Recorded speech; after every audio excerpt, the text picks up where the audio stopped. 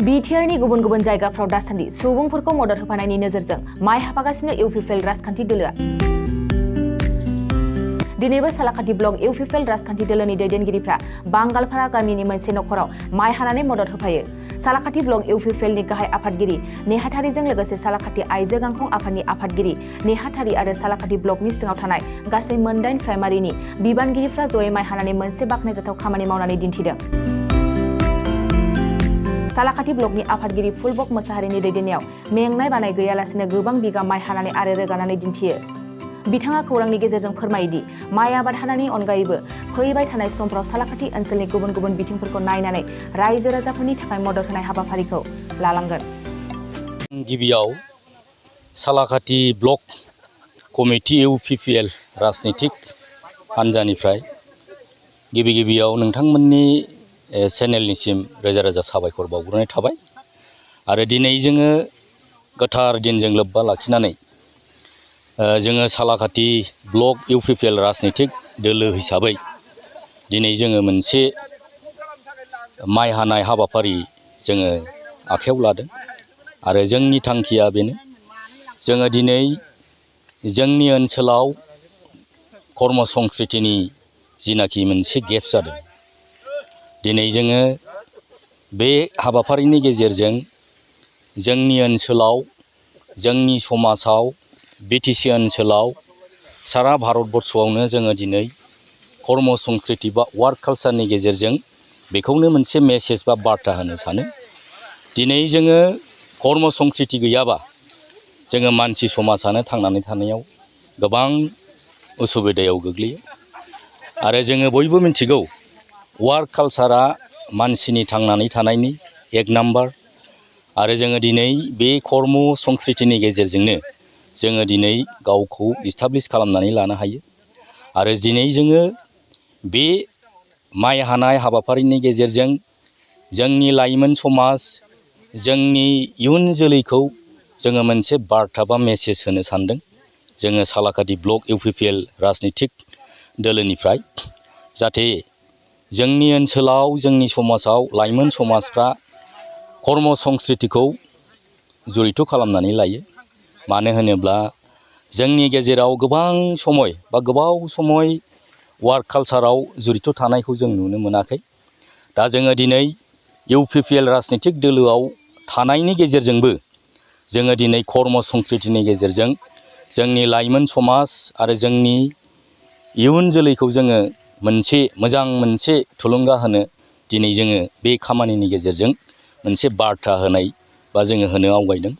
आरो आं बेजों लोगोसे खावलायनो सानो, दिनै जोङो राजनितिकआव थानानै खालि राजनितिकआवल' नांथाबनानै जानाय नङा। जोङो राजनितिक मावनायनि गेजेरजोंबो जोङो समय समय खामानि मावनाय बा गावनि थांनानै थानायावबो खामानि मावनायनि गेजेरजों जोङो गावनि जिनाखि सोलिनाय बेखौ जोङो कर्म संस्कृतिनि गेजेरजों लांनांगोन। आरो दिनै जों बयबो मिथिगौ कर्मनि गेजेरजोंनो जों थांनानै थानो हायो। आरो जोङो कर्म नङाब्ला जोङो थांनानै थानो हाया। कर्मआनो धर्म। दा बेनिखायनो आङो दिनैनि बे माइ हानाय जिनाखि हाबाफारि सालाकाथि ब्लक इउपिपिएलआ जिनाखि लादों, बेनि गेजेरजों आं बेखौबो खावलायनो सानदों, जोंनि ओनसोलाव, जोंनि समाजाव, जोंनि लाइमोन समाजाव जाहाथे कर्म संस्कृतिखौ अरायबो लांफायो।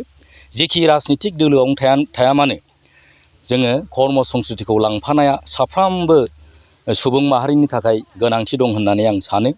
आरो जोङो दिनै राजनितिकआवल' नांथाबनानै जोङो राजनितिकखौल' नोजोर होनानै जानाय नङा। मानो होनोबा सुबुं सम्पद दानांगौब्ला, इयुन जोलैखौ जोङो बानायलांनांगौब्ला, इस्टाब्लिशमेन्ट खालामलांनांगौबा जोङो दिनैनि बादि जिनाखि कर्म संस्कृति, वार्क कालचार, बेफोरबादि हाबाफारिखौ जों लांबाय थानांगोन। आरो जोङो माइ हानायल' नङा, बिभिन्न खामानिफ्राव जोङो दिनै जा रोखोम जोङो ज' सालाकाथि ब्लक इउपिपिएलआ ज' नांनानै इउथ, अमेन, पेरेन्ट जोङो दिनै जिनाखि आराम्भ खालामदों, बे आराम्भ खालामनायनि उनावबो जोङो अरायबो जोङो राजनितिक दोलोनि जानानैबो जोङो रायजो राजाजों, जनसाधारनजों बेबादिनो गोरोबनानै जोङो वार्क कालचारखौ जोङो मावलांबाय थागोन। जोङो श्रम दान होलांगोन। दा आङो बेजों लोगोसे आरो खावलायबावनो सानदों, नोंथांमोननि मिडियानि गेजेरजों, चेनेलनि गेजेरजों दिनै जोङो बाहाय हानानैल' थानाय नङा, आरो उनावबो जोङो माखासे आलु गायनाय, बेसर फोनाय, बायदिसिना प्लेन्टेसन बायदिसिना हाबाफारियावबो जों जड़ित जालांगोन। दा आङो गुबुन बाथ्रा बुंनो सानाखिसै। दा आङो सालाकाटि ब्लकनि आफादगिरि जानानै बा सालाकाटि ब्लक इउपिपिएलनि आफादगिरि जानानै बेखौनो आंनो बुंनो सानबावो जाहाथे जोङो जोंनि ओनसोलाव बेफोरबादि कर्मसंस्थिखौ लांनानै इयुन जोलैयाव जाहाथे जोङो मोनसे मोजां परिबेस बा खामानि मावनायाव जोङो मोनसे मोजां मेसेज होलांनो हायो बा जोंनि बे खामानि मावनाय बादि जिनाखि हाबाफारि बेफोरखौ इयुन जोलैयाबो जाहाथे लालाङो आं बेखौ खावलायनानै आरो दिनै नोंथांमोननि चेनेलजों मेसेज होनानै जोंनि दिनैनि गोथार दिनजों लोब्बा लाखिनाय सालाकाटि ब्लक इउपिपिएलनि जिनाखि माइ हानाय हाबाफारि इयुथ वमेन फेर एन्ड बडि आङो बेखिनिखौनो फोरमायनानै आंनि गुसुङै बुंनाय आरो खावलायनायखौ बेयावनो दोनथ'नाय जाबाय। गोजोन्थों। जोंहा दा गोनोखोआरि आबादा खुब खम जोंनि ट्राइबेल ओनसोलाव बा बर' एरियायाव। दा बाहाय आं सानो मा सरकारनि बिथिंनिफ्राय एसे बेफोरखौ थिग खालामनानै जोंनो हेफाजाब होनो हायोब्ला थाखा फैसाफोरखौ बा अनसुंथाइ हरनानै जुदि खालामनो हायोब्ला आं जौगागोन होननानै आं सानो आरो। आबादारिफोरनो बे बिथिङाव आबादारिनो आं बेखौनो बुंनो सानो माने बेफोरखौ स्किल हिसाबै जुदि मावहैनानै जोंनाव बेबादि स्किल फोरोंनानै जुदि माबायोबा आबादारिफोरनि थाखाय खुनु उसुबिदा गैया आरोखि जागोन। फोरोंनांगौ बेनिफ्राय बे आबादारिफोरनि खामानिया जागोन बादि आं सानो आरो। आबादारिनि गेजेराव आं बुंनो सानदों मा जोंनिया मोनसे 100 पइन्ट्स मोनसे माबा दङ इउपिपिएलनि सिमां दं 100 पइन्ट्सआव। दा 100 पइन्ट्सआव जोङो दिनै मोनसे आगान सुरबाय। नैबे जोंना करुणा श्रम दान होननानै बुङो बेखौ। बे करुणा श्रम दाननि गेजेरजों जोङो बेखौ हाबाफारिखौ लानाय जादों आरोखि।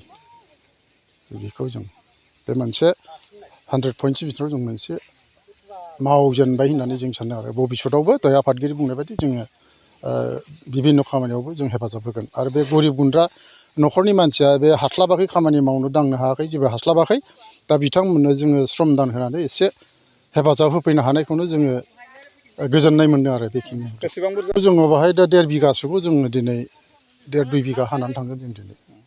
बिदिनो हाबाय थागोन आरो नेक्स्ट सोरबाफोर बुङोब्ला जों बेफोरखौबो हाहैबावगोन आरो। दिनैसिम जोङो आवरायजेननायखाय जोङो बेखिनि आबादारिफोरखौ एसे हेफाजाब होनो हादों आरो नेक्स्टनिफ्रायसो जोङो माबागोन। खारन बे 100 पइन्ट्सनि बिथोराव बे करुणा श्रम दाना दाख्लैसो फोसावदों। जों बेफोरखौ दा गिबि होननानै जों सानना लाबाय आरो। बेखौ रायजो राजाफोर अनसायनाया बेनो रायजो राजाफ्रा मा अनसायनायो जोंनि थाखाय। जोंथ' श्रम दान होगोन बिथांमोना जोंखौ निस्सय अनसायगोनदां बिदि मावना होयोब्ला। नोंथाङा सानाय सुनाय बेरामनि जेंनायाव गोग्लैदों नामा? जुदि नोंथाङा सानाय सुनाय दंब्ला जिंगासिनांगौ गैया। चिरां जिल्लानि बेंटल गेट साफागुरियाव दायो एसआइ निउर' थेरापि सेन्टार दंसै।